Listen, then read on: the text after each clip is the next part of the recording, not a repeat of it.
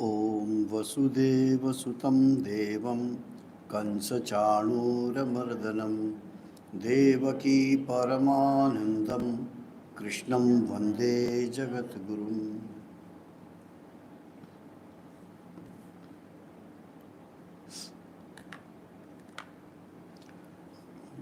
Today is also one very auspicious day,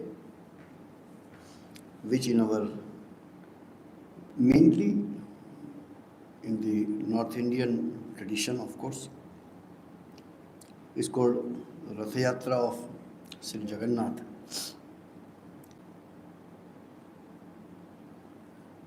Whenever we have rituals or celebrations or symbolic observations or observances, there is always a philosophy. But people don't remember the philosophy and then hold on to the observances and rituals.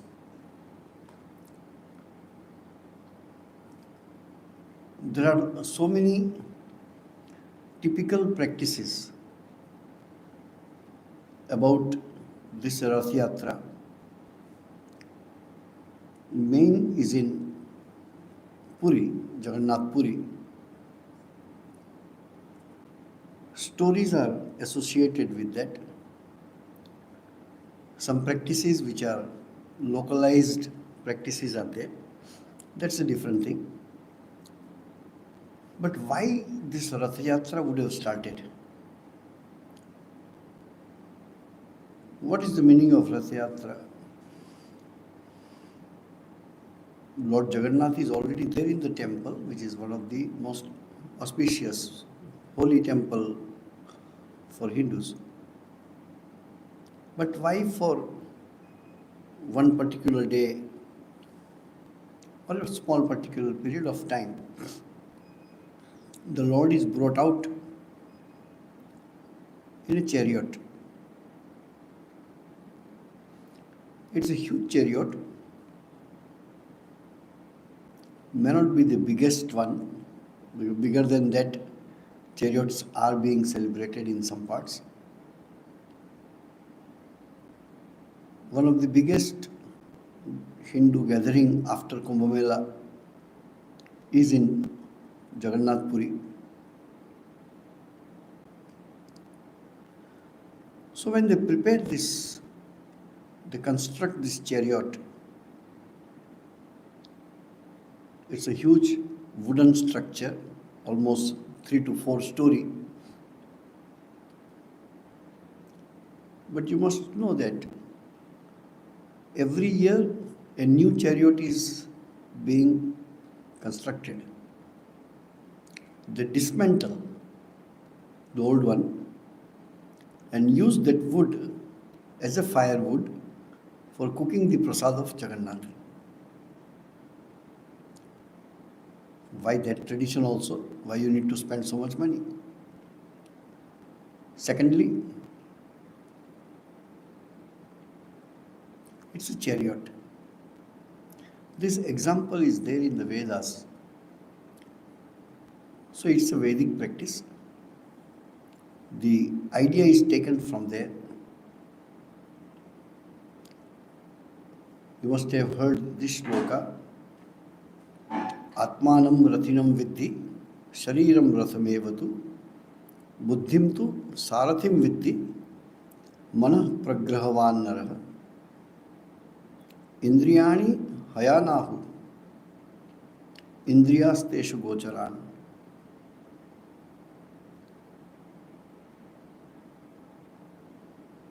Atmendriya manoyuktam, bhoktatyahur manishena.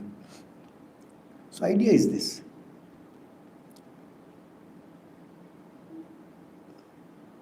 Which is that chariot which all of us know? The chariot is our body. So symbolically, when they construct the chariot of Jagannath, is made of 206 pieces of wood, which is 206 bones of our body, skeleton of our body. There are 16 wheels The 16 wheels are what we call Pancha Gyanendriya, Pancha Karmendriya, and the negative 6 instinct, they make the 16 wheels of the chariot. The rope, there is no engine, but people pull it. There is no animals are put to pull this chariot, but human being they put it. It's a big thing. It's a matter of good many people have to pull it. Otherwise you cannot move this chariot. So people move it.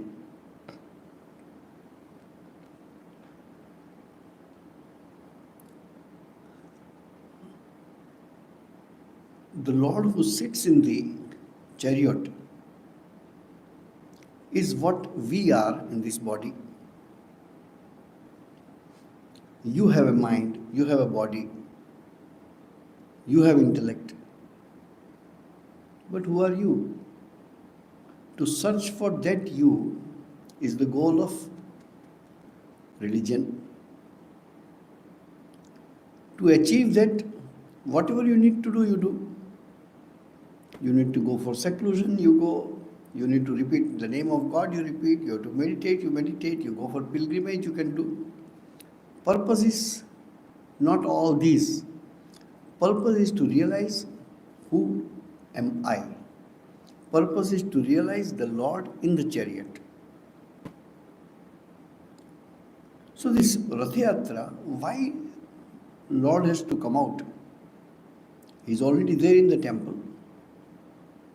Where rest of the days in a year, people don't see the chariot, people see the temple. So in South, there is a tradition of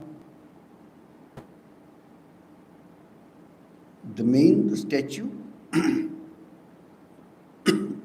or the main deity, and then second is called Utsava Murti.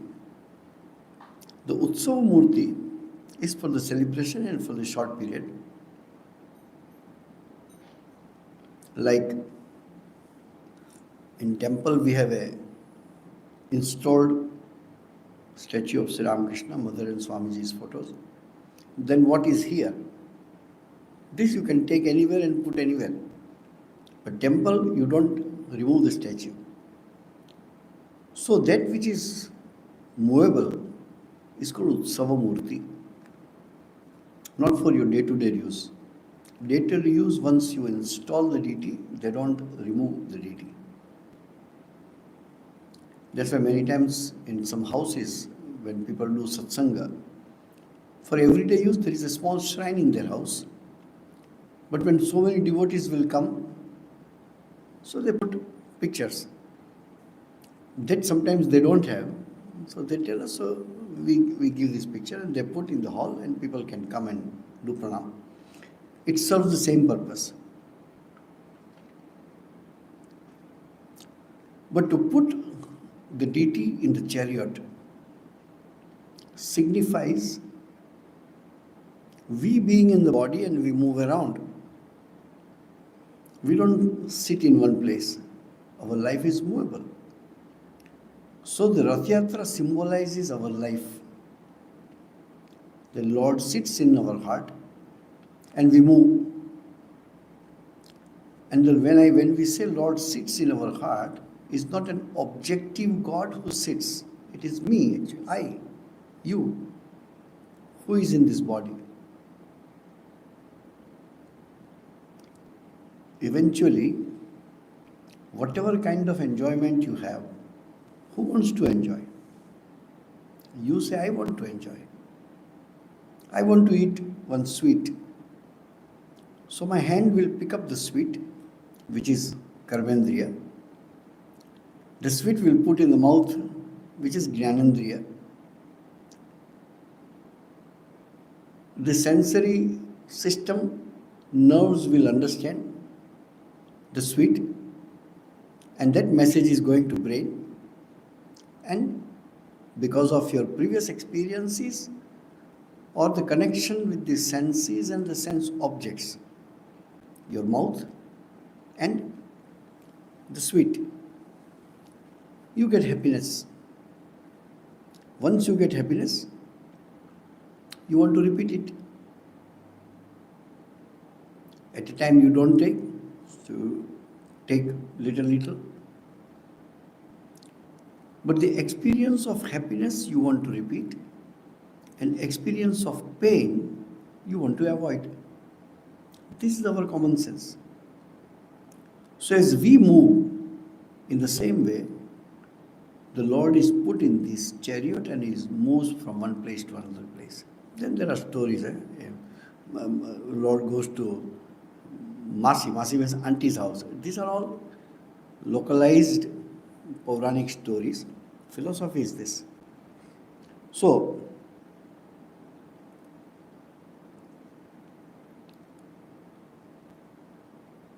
unless you want, your sense, hands and feet will not work. You have to desire. Who desires? As in the shloka says, Bhokta. Atman doesn't desire. But when Atman is covered or associated with mind and intellect and with the senses, this whole mechanism gives us a sense of individuality. In a negative sense, I am telling. This individuality, what is individuality? I am not you, you are not me. That separation comes from where? The separation comes from this basic ignorance. Because Atman is one, your Atma and my Atmas are not different. Principle is one, electricity is the same, whether it is in this fluorescent light, or in this aircon, or in this fan, or in that light. All looks different, but the reason behind is one electricity. In the same way, we all look different. It is something like a battery cell is put in all these puppets. Electricity is the same. In the same way, the Lord sits in the chariot, symbolizes us, symbolizes our life.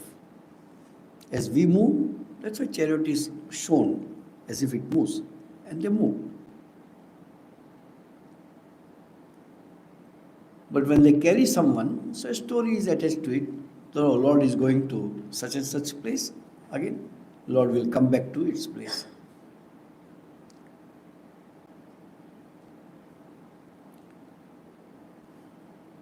So the whole philosophy behind this Yatra is this. Now, when Rath Yatra will be over, the Lord will come down from the chariot.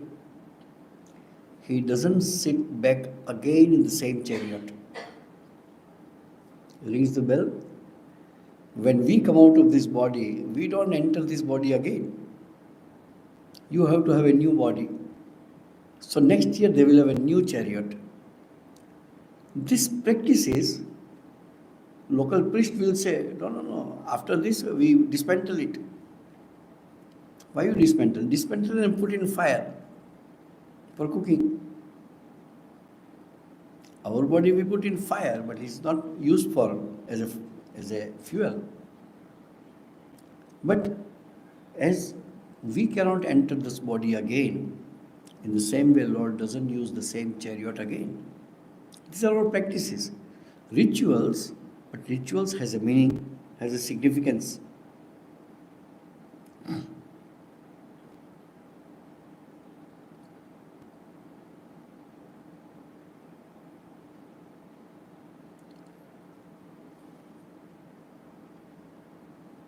And the Lord is called Jagannath, Jagatnath, one who is Lord of the universe. It's very interesting that in Hinduism, the religious thought has so much freedom. That's why it doesn't end. As some religion will stop at one prophet, stop at one book, stop at one place. In Hinduism, it is not so. Many prophets and incarnations will come, have come, and will come. Not every religion believes so.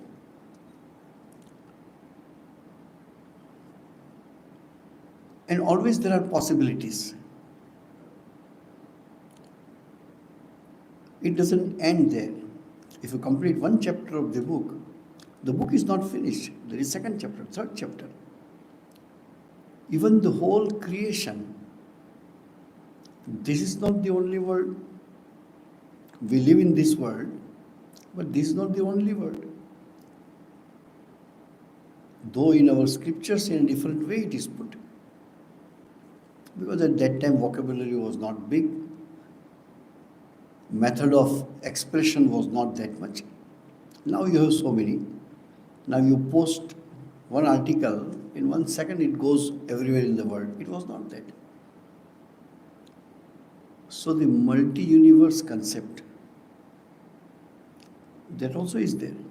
You remember Sri Ramakrishna's teaching? There was a tree, what do you call it? One kind of berry, like gooseberry. So Krishna is telling Arjuna, look at that tree. Yes, I can see the tree. What do you see? No, there are bunches of these berries are hanging in the tree. So Krishna says to Arjuna, look carefully. These are not berries. These are different universes hanging on the tree of existence. Now we think we all are living in the same world. But our experience of this same world is different. That's why the same place, some people like, some people don't like. You show something, the reaction in the minds of people is very different. Secondly, we are living in this world, we see this world, but there could be one world which we are not able to see with our eyes. Since we do not see, we say it doesn't exist. If you would have some machinery, some science to find out, which science will find out one day. And there could be a parallel. Nowadays, experience is what science is doing, not physical science I am telling. The only one question in the mind of science is the scientist himself. I am a conscious being. How I am born, where I am born, who am I to be born? All these questions are the fundamental question even in science. All your scientific experiment in physics, chemistry, biology eventually is for that purpose. There is no meaning. Swami Vivekananda says in one place, the study of physics will come to an end when we find out that source of energy which moves everything. Finish. Then rest is the details. How and what. The study of chemistry will come to an end when we find eventually the most generalized one unit, generalized one element from which everything has come. Then you don't need to study more. Inside you can study whatever. But the aim is reached already. So idea is this, that the truth is to be found. And the truth is Lord, not objectively, subjectively. Who sits in the chariot, statue or whatever, symbolizes you or your soul or your Atman or what you call yourself. Then the whole chariot is your body and different parts of the body in the same way the chariot is told. Even the temple. Every temple is symbolizing that Purusha. Think of a temple, it is more visible in South Indian traditional temple. Now we have devised another. But in general, in our architecture also you will see there is one Gopuram behind or Shikhar behind. In front also there is a Shikhar. So you will find that. Look at the temple. The temple is like a person is sleeping, lying down posture. His feet is what the entrance Gopuram you see. The main temple is the body of that Purusha, where deity is installed, statue, is the heart. Now we have an Arati system, Vishwa Arati. Our temples are a little modern version of that. But all the traditional temple, Garbhagriha, they never put any light without electricity. So when devotees come, you can't see anything inside. It is completely black. So the priest will light a lamp and show in front of the deity, so you will be able to see the face of the deity. That is the purpose of Arati, and the priest plays the role of a guru who, with the light of knowledge, will show you your chosen deity. The whole philosophy is this. But then we forget the philosophy and we start doing Arati, and then as many people come. That's why in South Indian temples you will find there is not one Arati. Aratis can be done any times, any number of times in a day. Sometimes we go or somebody goes, even if there are no people, oh, Ramakrishna Mission Swami has come, okay, he does an Arati. Or you give offering, he will do Arati.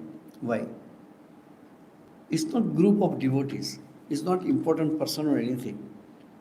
People have gathered to see the deity, and it is duty of the priest to show the deity by lighting a lamp. So he shows the lamp to the deity, so you will be able to see the face of the deity. So this is the body of human body is in form of a chariot. Even your temple is like a chariot. If you are going to Konark Shiva temple, Surya temple, you will find the wheels. Many temples in India will have wheels because the whole temple is like a Ratha. The temple is like a chariot. So this Jagannath Rath Yatra signifies this, that you are not installed in one place, you move around. So this is the only time in a year when Lord takes form of somebody moving, just like us. So you feel it is more related to you, more connected with you.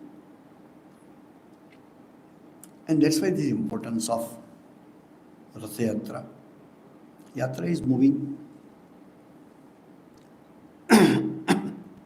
We always move, we always walk. One who sits as a consciousness doesn't walk. He is already seated there. He has nothing to walk. Who walks? The body walks. So these are the symbolism which are used in the Hindu traditions.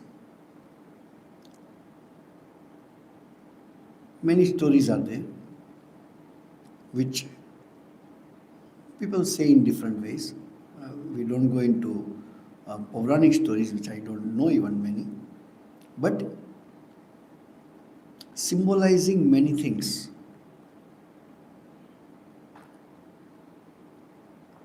One who pulls has to be the king of the place. So king becomes a servant. This symbolizes that whatever you are in this world, when the Lord who sits in your heart, when that Lord gets importance, All your external things are not important. Have you seen anybody going to temple and say, I can't bow down because I am so and so? No. Even if you are anybody in this world, you bow down then. In the same way, because of this Rath Yatra, the first pull to the chariot is given by the king himself. And the king's continuous duty is to sweep the floor for Lord to move. So these are practices. These are practices. The rituals in Hinduism have to be understood from philosophical point of view. And if we don't understand philosophy behind the rituals, then slowly you will find that it has become a static rituals without understanding the philosophy. So the rituals also are not helpful to you because you have forgotten why I do it. As I remember one class I was telling, intermittently we should ask this question to ourselves. Why do I do what I do? Whatever I am doing in the name of religion, find out the reason for yourself. Why do I do it? There is a social side of rituals, but there is a spiritual side of ritual. So here, this Jagannath Rath Yatra today is a very auspicious day, and one of the most auspicious days. In Hindu calendar, you have many, many auspicious days. This also, I am not a scholar, so I have no right to say in that way. But much before your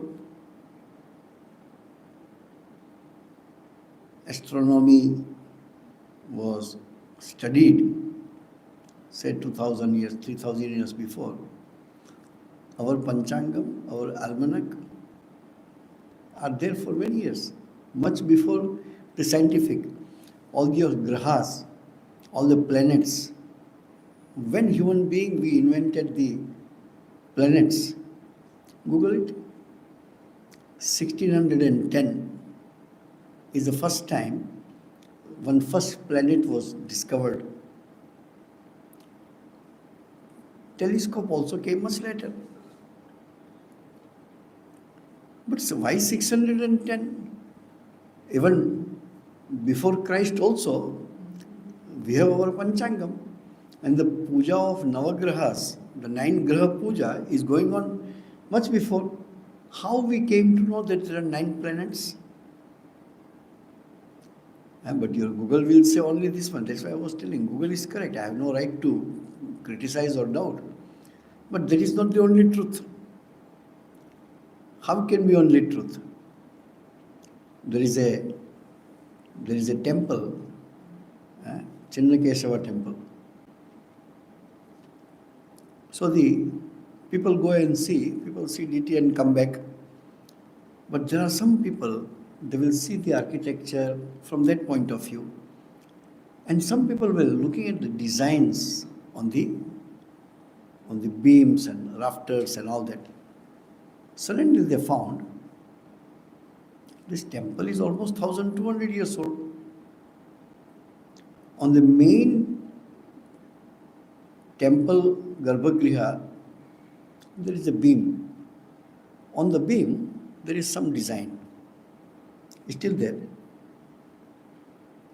Then they found it is not design. It is 12 constellations or 12 rashis. In that, there are 2 rashis. One is made of 5 stars, one is made of 3 or 4 stars. Till today, without telescope, that constellation of 5 stars you cannot see. You see only 3 unless you put the telescope.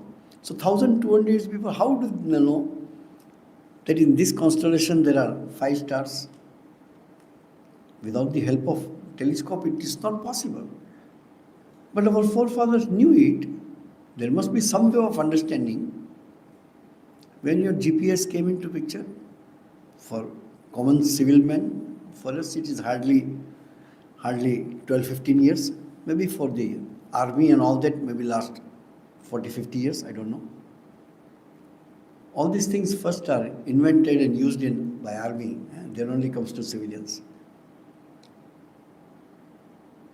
Vishnu Puran. Vishnu Puran was written almost 3000 years before.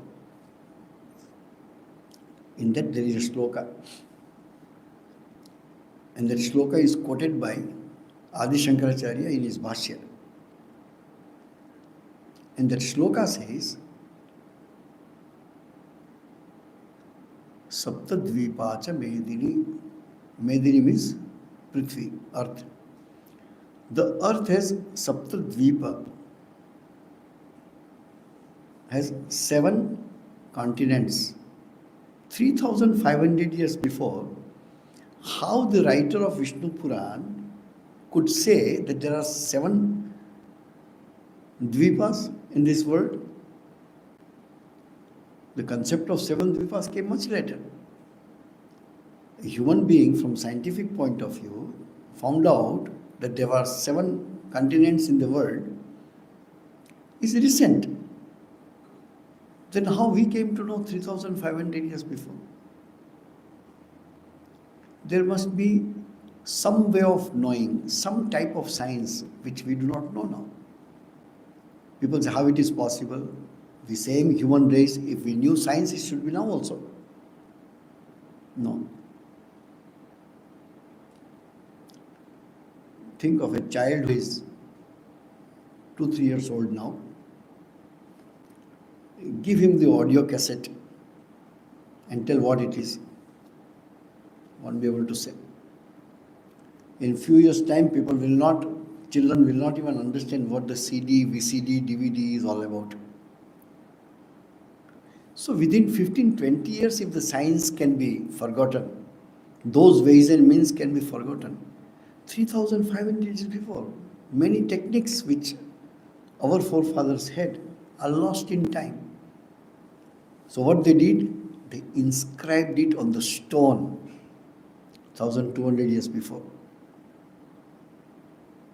At least it gives a proof that they knew that in a particular constellation there are 5 stars.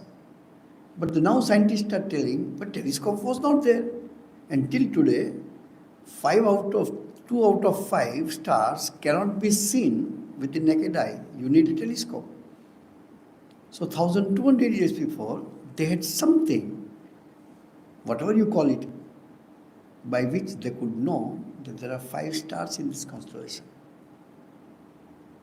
This cannot be refuted because it is there already.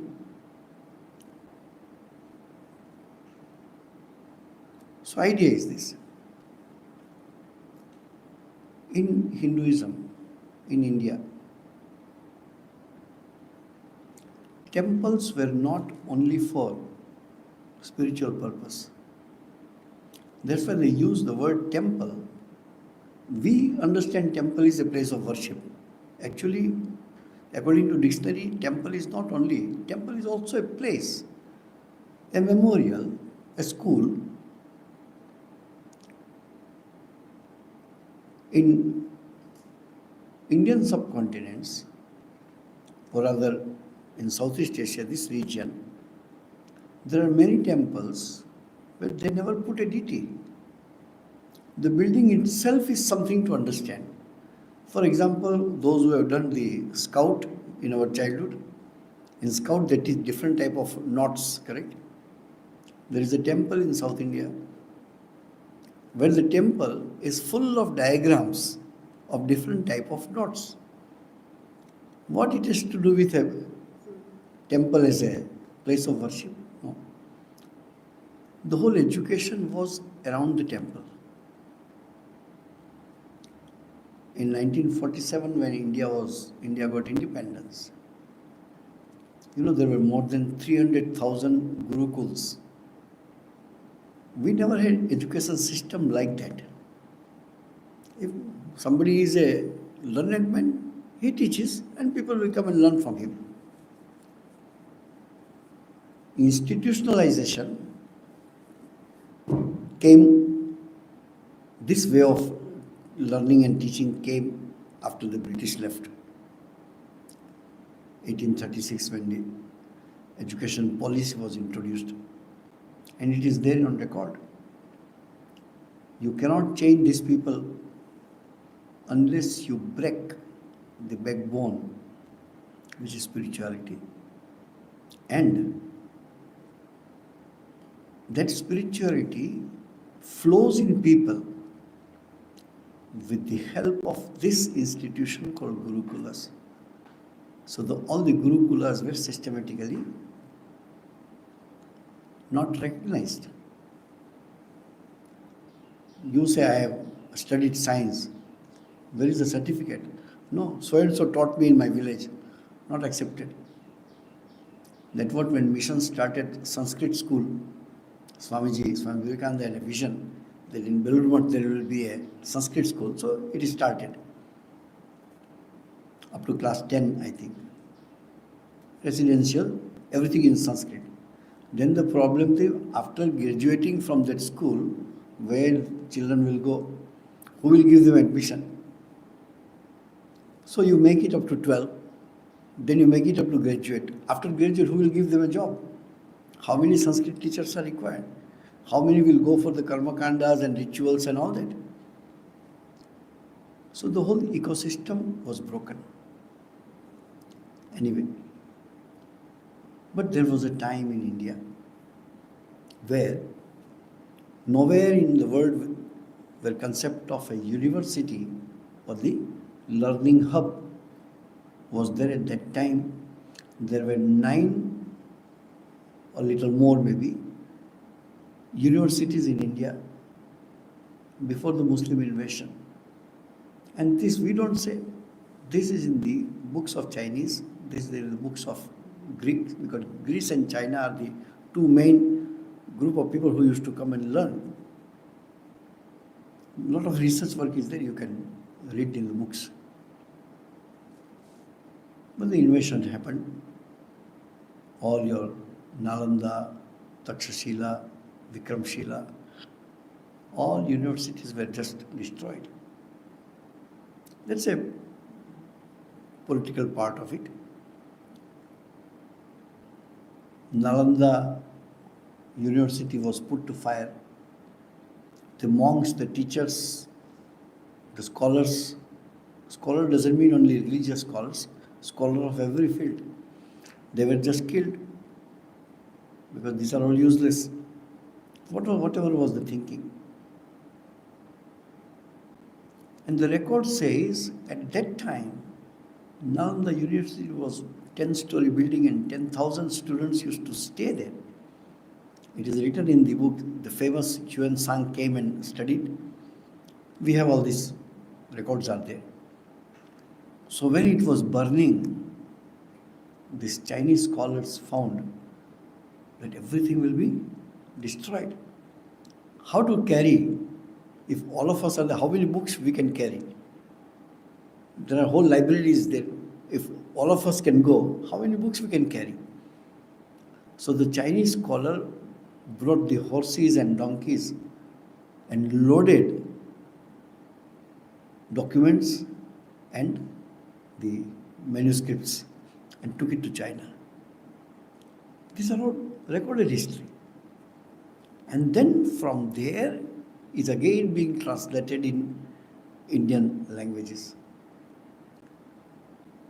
So what thing is that what you call science today is one kind of science. Science could be of varieties. So what type of science was used? Now also we feel, all of us will agree. Why every time I'm telling South India, because North India, each and every temple, almost 40,000 temples were destroyed. The invaders didn't go lower than Karnataka. So you will find in Hampi and all that in Karnataka, still little remnants are there. Tamil Nadu, part of Andhra Pradesh and Kerala were spared from this invasion who believed in destroying the temples. But the whole North India temples are destroyed. You go to south, look at Rameshwaram temple, Madurai Meenakshi temple, Tell me that much old any temple in North India. You will say Somnath temple, which was destroyed many times, and then after independence it was renovated.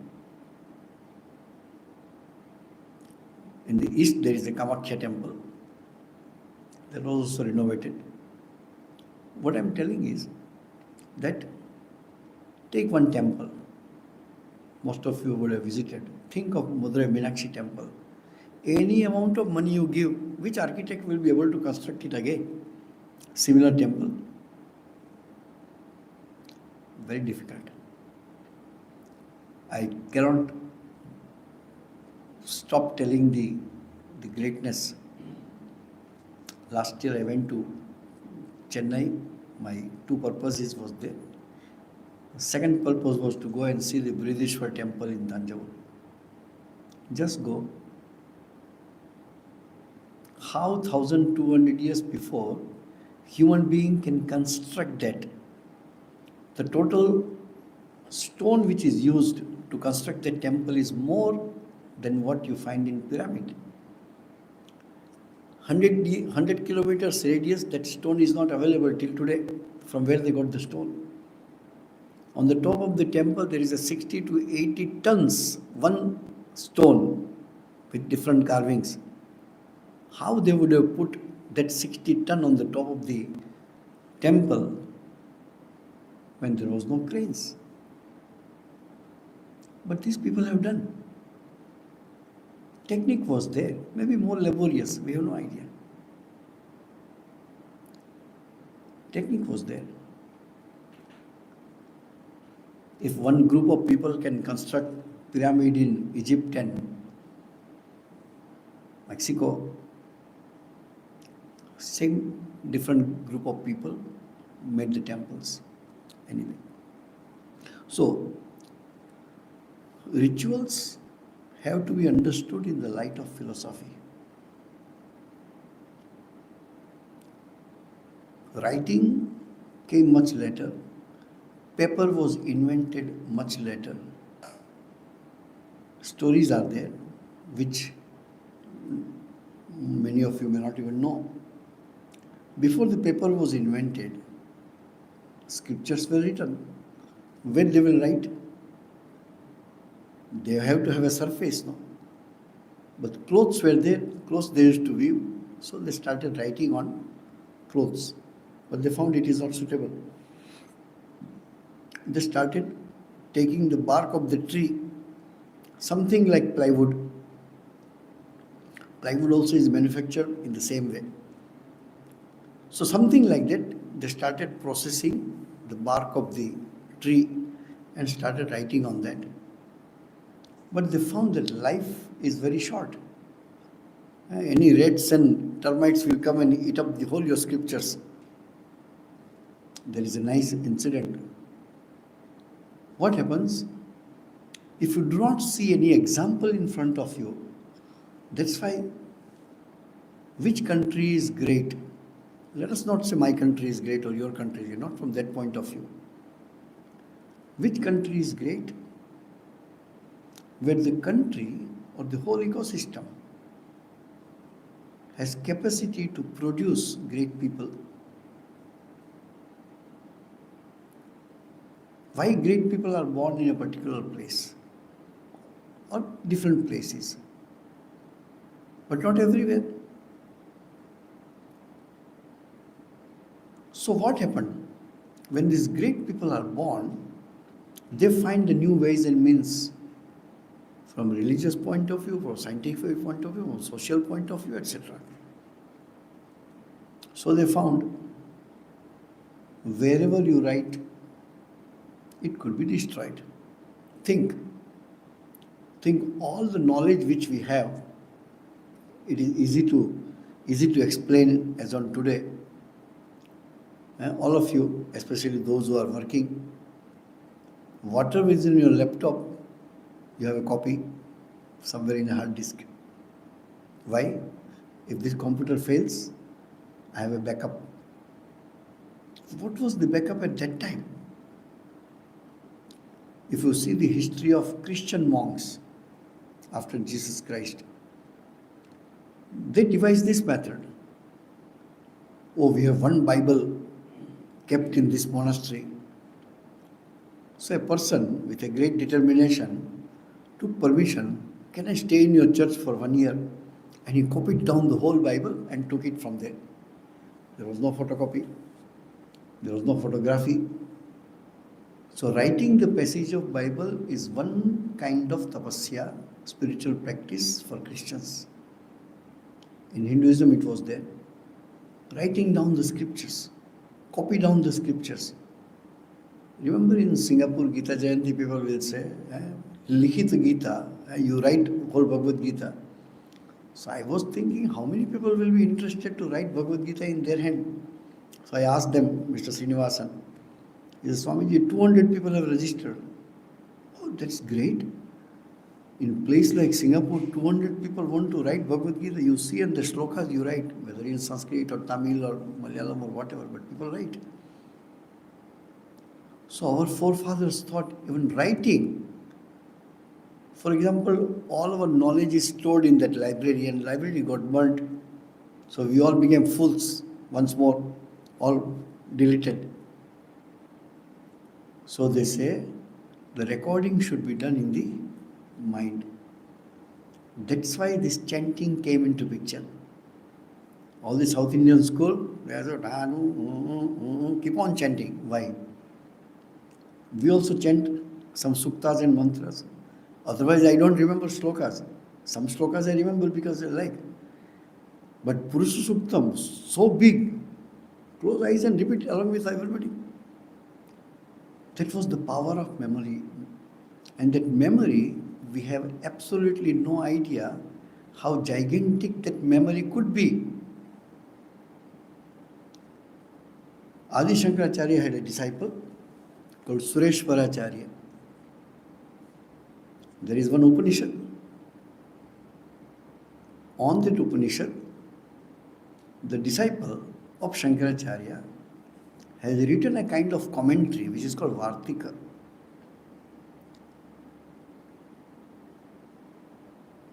He wrote the Vartika and piled up in his kutia.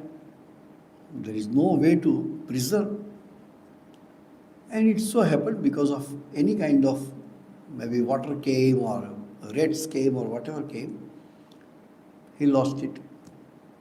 And he was so sad. My years and years of work has been destroyed. So came to Adi Shankaracharya and told, I wrote a Vartika under your teachings, according to your teaching, but that is destroyed now. Shankaracharya told, but every time whatever you wrote, you used to come to me and read, no? Let me see if I can retrieve. And Shankaracharya, from his memory, brought out the whole Vartika again, 3 times of this book. And that Vartika is still available. Now it is in a printed form. Because the example is not there in front of you, so you think it is not possible. Correct? Can anybody carry 500 kilo? Not possible, because there is nobody in this world who can carry 500 kilo. So it is impossible. The word impossible comes because there is no example. Example will create a possibility. So you say, no, it is not possible. In Olympic also maximum 304 kilo or something, whatever.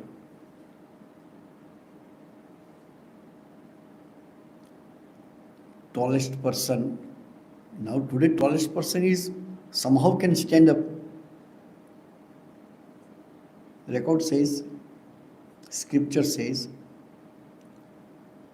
Rama and Lakshmana, physically how tall they were? According to Valmiki Ramana, Rama was almost 9 feet tall. You say, how can a person can be 9 feet? Believe me, do little research. Now we are all human beings, whichever state we come from, whichever country we come from. But we all fall into one kind of human being, which is called Homo sapiens. In our scriptures, there were 12 types of human being. 12 types of human being. 11 types are gone. Only we are left now. Remember Ghatotkacha's size, how big he was? There were two races in the world, one in the eastern, one in the western, where people, the last person, used to be almost 12 feet tall and accordingly big, like a mountain.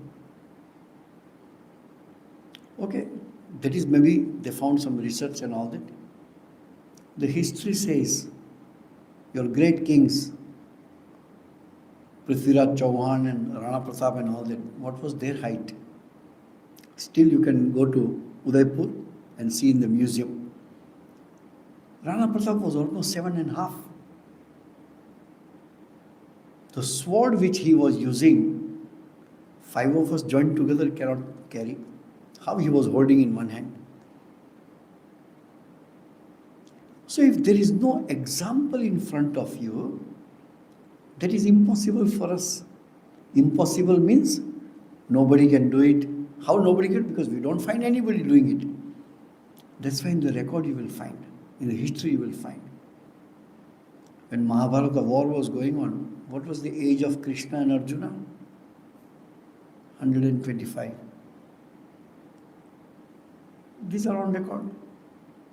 How 125 years old men can be so strong? We have seen people. Very few, because there were techniques which in general we are all commoners. We don't have a special technique to do many things. In India, there is one gentleman in Gujarat. After the age of 12 or 15, he has not taken any food. He is still alive. So doctor says, no, he must be eating. People don't know him. So they put him in a ICU, stop giving food and water, and he's normal, doing his yoga, sitting down. From where you get the energy? From the atmosphere. He's still alive. There are many things which we don't understand because we don't have an example. These are not miracles. This used to be a science. You see the stories, so we say, because it is written in the scriptures, we don't disrespect it, but inside we know we don't believe into it. 14 years of exile in forest, Ram, Lakshmana and Sita. Lakshmana did not sleep. Can anybody be there without sleep for 14 years? Not possible, no? Because we don't have any example. Sri Ramakrishna says, you will find it in his life. During his sadhana period, Sri Ramakrishna said, I didn't sleep for 6 years. How it is possible? Insomnia? No. Your people, we have Swamis in our order also. Because of their way of thinking, it is not extreme. But for common people, it is extreme. I have seen Swamis sleeping 3 to 4 hours. And they say it is more than enough for me. For all of us, 6, 7, 8, some people still more. So, with thought and practice, unless a society has an example to follow, and that example has to be from your country where you can identify. If you don't have any ideal in the society, you cannot teach the society any ideal because they have nothing to accept, nothing to consider as a role model. So, the rituals are concrete form of philosophy, and philosophy is the abstract form of rituals. Because of this Rath Yatra day, so I thought to talk about that instead of Bhagavad Gita. We shall talk about Bhagavad Gita from the next week. Om Shanti Shanti Shanti. Harihi Om Tat Sat. Sri Ramakrishna Arpanamastu.